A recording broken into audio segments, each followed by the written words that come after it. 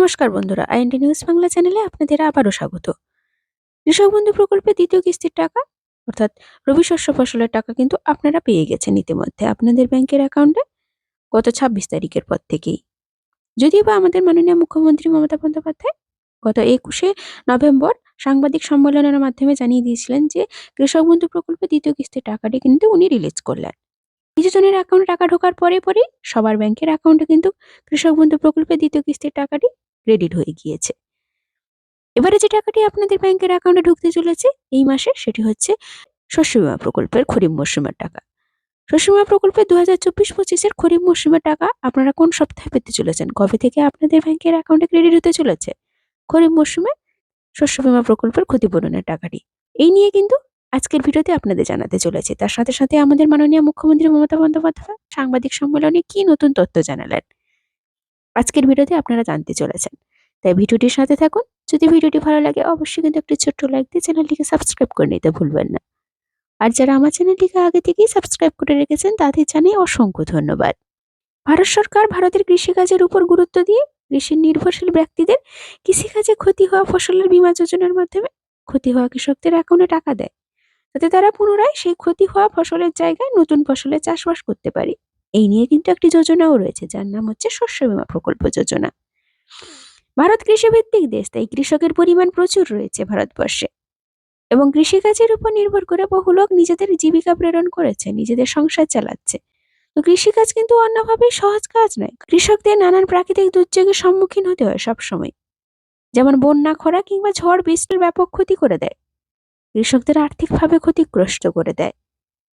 এই ধরনের ক্ষতিগ্রস্ত হওয়া কৃষকদের সমস্যার সমাধানে রাজ্য এবং কেন্দ্র যৌথভাবে নানান ধরনের উদ্যোগ গ্রহণ করেছে। তার মধ্যে আমাদের রাজ্য সরকারের যে প্রকল্প সেটি হচ্ছে শস্য বীমা প্রকল্প, যা বাংলার মুখ্যমন্ত্রী মমতা বন্দ্যোপাধ্যায় দ্বারা প্রবর্তিত।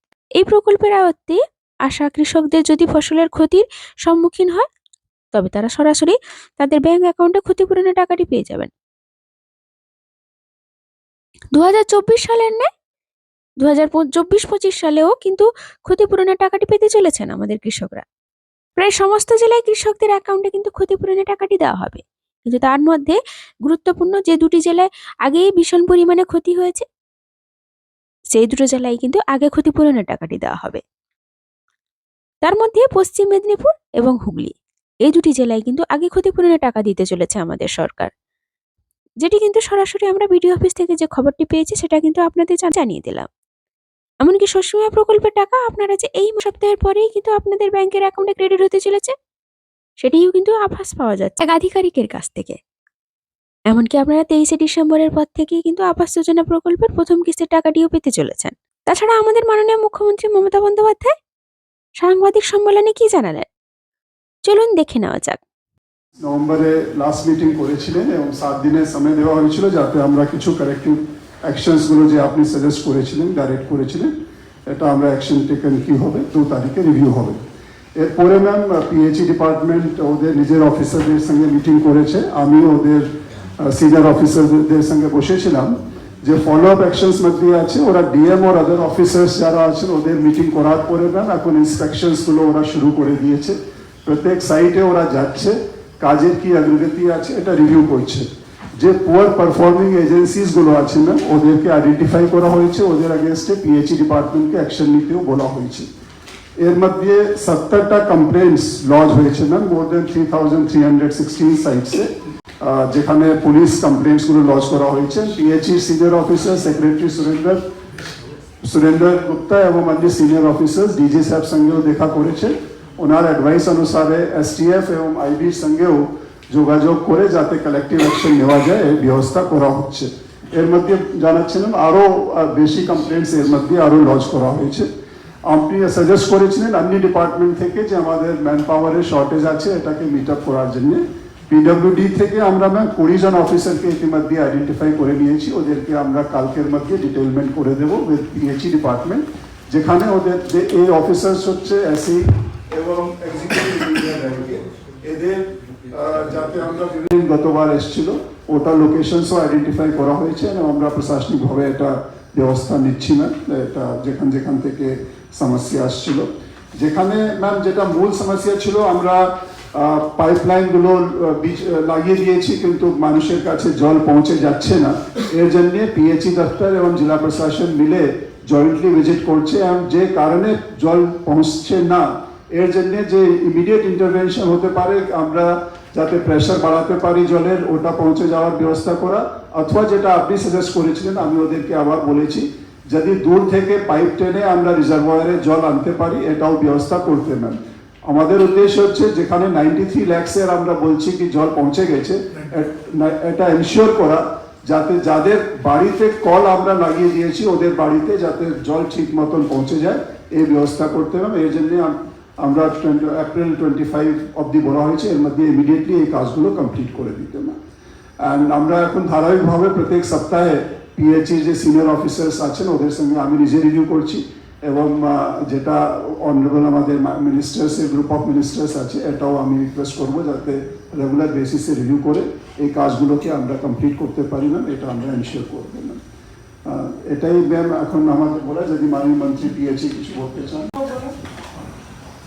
আমরা ইতিমধ্যেই 150 জন ঠিকাদার তাদের বিরুদ্ধে আমরা ব্যবস্থা নিয়েছি, আর 19 জন আধিকারিক সুপার ইঞ্জিনিয়ার থেকে শুরু করে জুনিয়র ইঞ্জিনিয়ার আমরা তাদেরকে শোকজ ইতিমধ্যেই করেছি। এবং আমাদের বেলা 3টে অবধি আপনার কাছে রিপোর্ট আছে, আমরা বেলা 3টে অবধি প্রায় 19,000 যারা বেআইনি কানেকশন, ইনলিগাল কানেকশন, তার এগেনস্টে আমরা পুলিশের কাছে প্রায় 441টা টোটাল এফআইআর করেছি, কিন্তু প্রায় 19,000 লোক যারা জলটাকে অপচয় করছে বা জলটাকে অন্য কাজে, কৃষিকার্য থেকে শুরু করে আইসক্রিম থেকে আরম্ভ করে নানান কিছু সর্বক্ষেত্রে এরা ব্যবহার করছে পানীয় জলটা, সেটা আমরা কমপ্লেনটা কন্টিনিউ করছি। আর এর বাইরেও দেখেছেন আপনার কাছে রিপোর্ট দিয়েছি আমরা, সেন্ট্রাল গভর্নমেন্টে প্রায় 9 লক্ষেরও বেশি। আচ্ছা আমাকে এটা বলতে দাও, অলরেডি তোমরা লাস্ট উইকের মিটিংয়ের পর প্রায় 3 মাস ধরে গ্রুপ অফ মিনিস্ট্রি আমরা তৈরি করে দিয়েছি, তারা অনেক চেষ্টা করেছে কিন্তু ফয়সালা কিছু হয়নি। লাস্ট মিটিংয়ে যখন ঠিক হলো যে আপনাদের ওখানে লোক বল কম, ইঞ্জিনিয়ার কম, তখন আপনাদের ইঞ্জিনিয়ার দেওয়ারও ব্যবস্থা হলো, যেসব জায়গায় এক্সট্রা আছে। আমাদের দিক থেকে যা যা কাজ করার আমরা বলেছি, যেখানে যেখানে পাইপ অলরেডি পৌঁছে গেছে এবং লোক পৌঁছে যাওয়া সত্ত্বেও জল পায়নি, তার 2-3টে কারণ। একটা কারণ হচ্ছে পাইপটাকে কেটে রাস্তার মাঝখানে কেউ নিজের ব্যক্তিগত কাজে ব্যবহার করা হচ্ছে, ফলে জলটা গ্রামে ঢুকতে পারছে না। 2 হচ্ছে কোথাও কোথাও কন্ট্রাক্টররা হঠাৎ করে পাইপ তৈরি করেছে, পাইপ লাগিয়ে দিয়েছে, কিন্তু ফিল্ড সার্ভে করেনি, ফলে ডিপিআরটাই ভুল, জলটা পৌঁছতে পারছে না, জল নেই। এক্ষেত্রে আমি বলেছি অন্য কোনো ভাবে শর্ট আউট করা যায় কিনা দেখতে। তৃতীয়ত হচ্ছে যে অনেক লোক নিজের ব্যক্তিগতভাবে পাইপটা কেটে দিয়ে কেউ কেউ হয়তো ইরিগেশনের কাজে ব্যবহার করছে তার নিজের জমিতে, এটা বেআইনি, এটা অন্যায়।